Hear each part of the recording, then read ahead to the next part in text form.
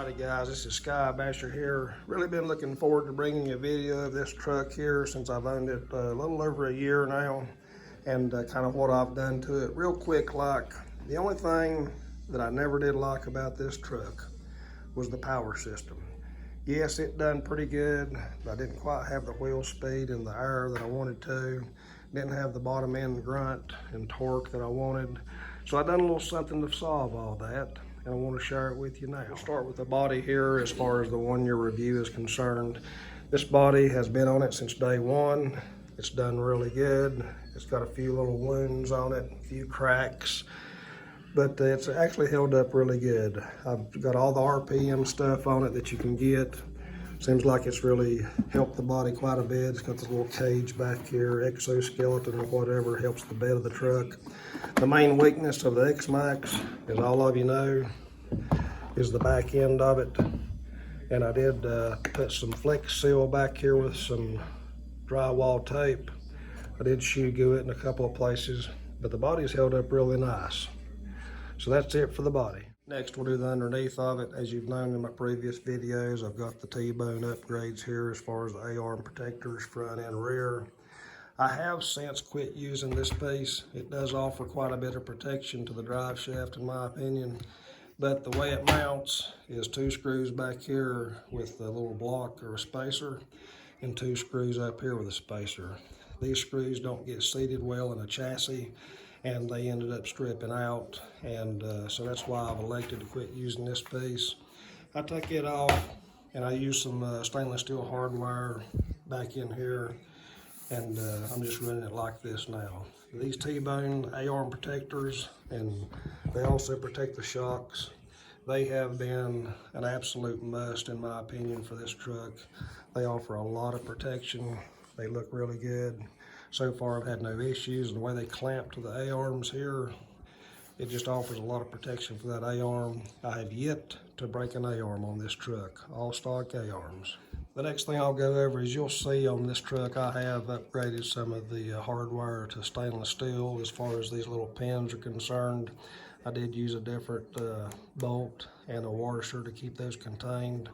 As far as the inside here, where these pop out quite often, instead of getting the hinge pin kit from like RPM or someone, I just bought bolts and run the bolts all the way through there.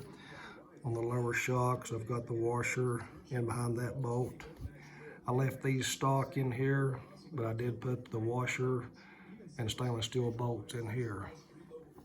And I do have the shock covers.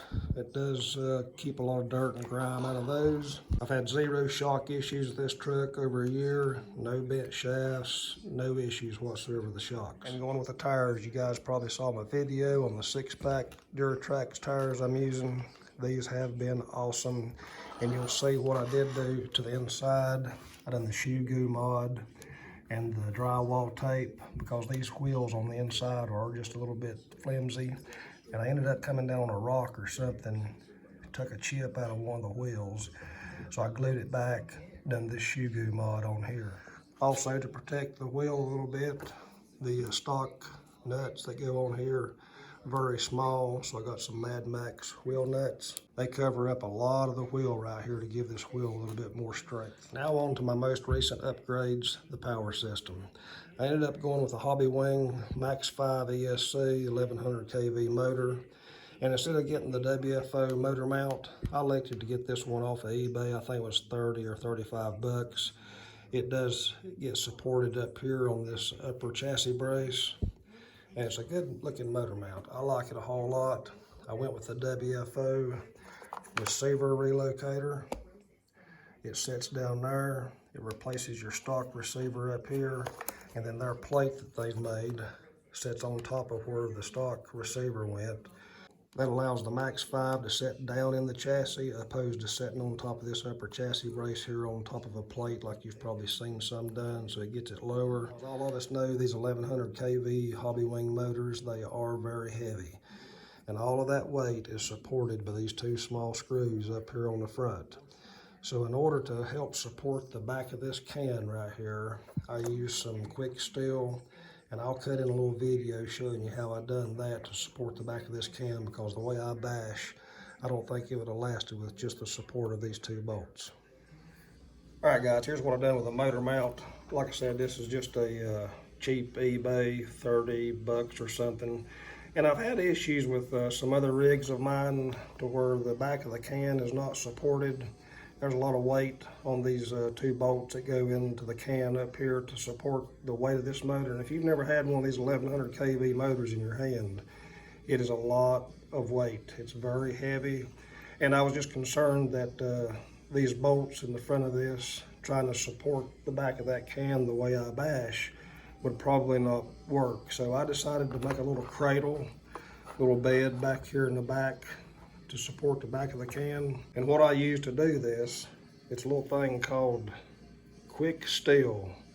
Comes in a little tube. The outside of the product is dark gray, the inner silver.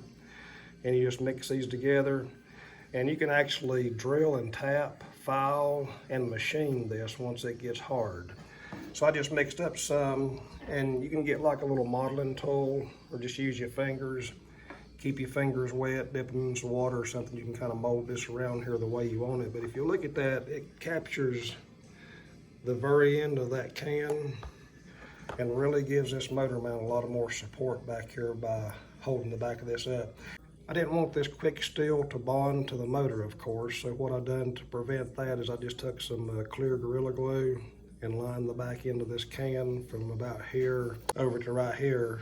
Now this is just stuck to the Gorilla Glue, so if I ever need to take this off for some reason, I can do so, and I can always grind it off of this aluminum. And as far as the gearing is concerned, WFO actually offers a complete hop-up kit for the Xmaxx. Comes with the ESC, the motor, the gears, a lot of other things. And in that kit, if you select the 1100 kV combo, it comes automatically with 2235 gearing. Now, I figured that WFO has probably done their research and have come to the conclusion that this ratio is a decent place to start.